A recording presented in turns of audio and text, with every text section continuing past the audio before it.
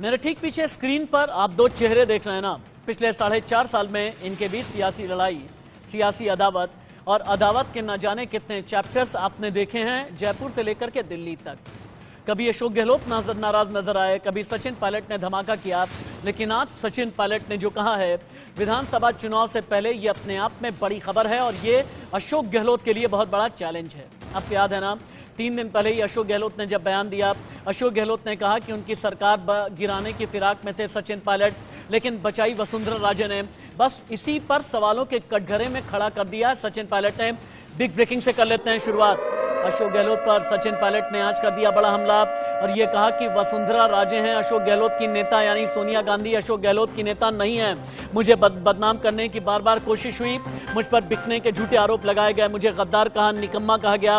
कुछ लोग ये चाहते हैं कि कांग्रेस कमजोर रहे। करप्शन के आरोपों की जांच नहीं हुई है और करप्शन के खिलाफ मैंने आवाज उठाई है, आगे भी उठाता रहूंगा।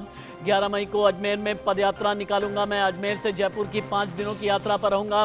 करप्शन के खिलाफ तब तक बोलता रहूंगा जब तक कोई एक्शन नहीं हो जाता, भले ही ये लड़ाई सियासी है। एक बार आपको हम सचिन पायलट ने क्या कहा सुनिए।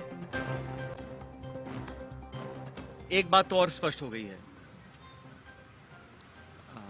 सम्माननीय मुख्यमंत्री जी का भाषण परसों धौलपुर में हुआ और उस भाषण को सुनने के बाद मुझे ऐसा लगता है कि सम्माननीय मुख्यमंत्री जी की नेता आदरणीय श्रीमती सोनिया गांधी जी नहीं है, बल्कि उनकी नेता वसुंधरा राजे सिंधिया जी हैं। उनकी नेता सोनिया गांधी जी नहीं है, बल्कि उनकी नेता वसुंधरा राजे सिंधिया जी हैं। और एक तरफ ये कहा जा रहा है कि हमारी सरकार को गिराने का काम भाजपा कर रही थी, दूसरी तरफ कहा जाता है कि सरकार को बचाने का काम वसुंधरा जी कर रही थी। तो ये जो विरोधाभास है, इसको समझाना चाहिए। आप कहना क्या चाह रहे हैं, ये स्पष्ट कर देना चाहिए। राजस्थान की राजधानी जयपुर से लाइव है इंडिया न्यूज संवाददाता रहमतुल्लाह खान और इसके अलावा न्यूज रूम से मेरे सीनियर कोलीग राजीव शर्मा भी बने हुए हैं। पहले रहमतुल्लाह के पास में चलते हैं। रहमतुल्लाह, 11 तारीख से जो पदयात्रा निकालने वाले हैं सचिन पायलट, आगे आने वाले वक्त में विधानसभा चुनाव, उसके बाद लोकसभा चुनाव भी होने वाले हैं। इस चुनाव से पहले सचिन पायलट ने, क्या ये माना जाए कि बहुत बड़ा सियासी बम फोड़ दिया है?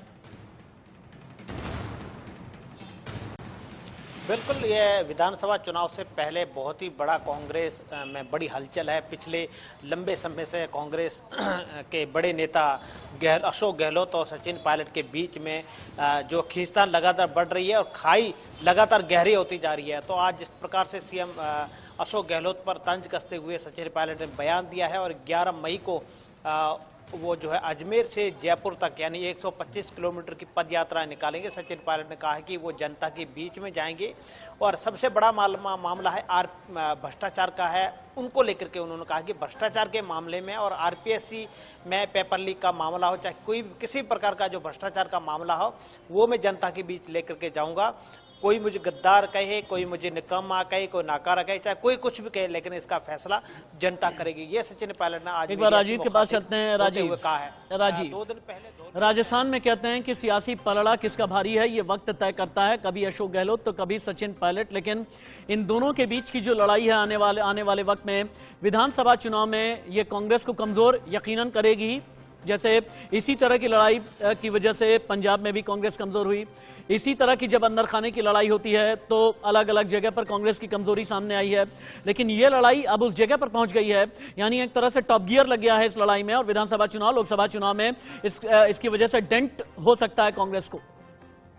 कांग्रेस को कमजोर करेगी, आपने बड़ा सवाल उठाया। मैं इसको घुमा के रिवर्स करके देखना चाहता हूं, क्या ये बीजेपी को मजबूत करेगी?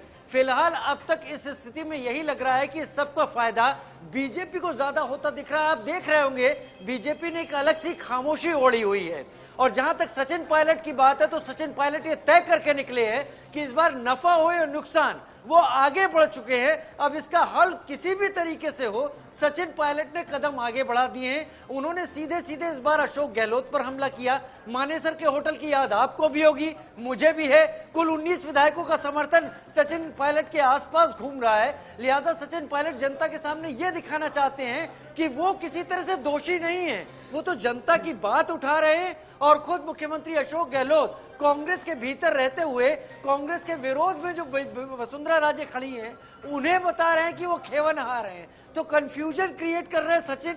लेकिन ये तय है राशिद कि सचिन इतना आगे बढ़ गए हैं कि अब उनको भी नहीं लग रहा कि वो वापस लौटेंगे तो किस रास्ते से, गांठ को कमजोर करेंगे या हल्का करेंगे तो किस तरीके से।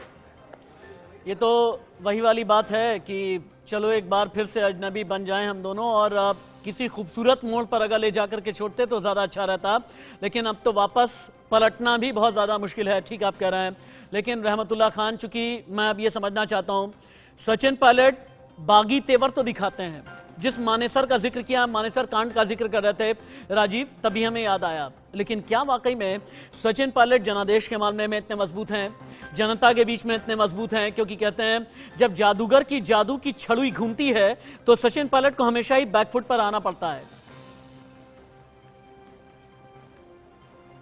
देखिए, लंबे समय से बात करें तो आज जिस प्रकार से राहुल गांधी राजस्थान के दौरे पर है और राजस्थान के दौरे पर है, इस बीच में सचिन पायलट ने प्रेस कॉन्फ्रेंस करके बहुत बड़ा धमाका किया। यानी कि उन्होंने अब आर पार की लड़ाई, गहलोत से अब आर पार की लड़ाई लड़ने के लिए वो तैयार हो चुके हैं। पिछले दिनों से लगातार एक बार हम सुना भी लेते हैं कि अशोक गहलोत ने 2 दिन पहले क्या बयान दिया था। यही बयान सचिन पायलट को इतना नागवार गुजरा कि सचिन पायलट ने कह दिया अशोक गहलोत की नेता सोनिया गांधी नहीं है बल्कि उनकी नेता तो वसुंधरा है। एक बार सुने क्या कहा था अशोक गहलोत ने, जिसकी वजह से गुस्से में हैं सचिन पायलट। शानदार प्रबंधन, शानदार इलाज हुआ राजस्थान के अंदर। बाद में संकट आया हमारे ऊपर, ये अमित शाह जी, धर्मेंद्र प्रधान, ये आपका गजेंद्र शेखावत जो केंद्रीय मंत्री है, इन सब ने मिलकर षड्यंत्र किया। पैसे बांट दिए राजस्थान के अंदर भी, पैसे वापस ले नहीं रहे वो लोग। मुझे चिंता लगी हुई है, पैसा क्यों नहीं ले रहे वो, वापस क्यों नहीं मांग रहे इनसे पैसा। मैंने यहाँ तक कह दिया हमारे एमएलए को, जिससे पैसा लिया है, मान लो 10 करोड़ लिया है, 20 करोड़ लिया है, जो भी लिया है, कुछ खर्च कर दिया हो, वो खर्च किया पोर्शन मैं दे दूंगा, AICC दिलवा दूंगा उनको। वापस अमित शाह को 10 करोड़ दो, वापस 15 करोड़ 15 करोड़ दो उसको, उसका पैसा मत रखो।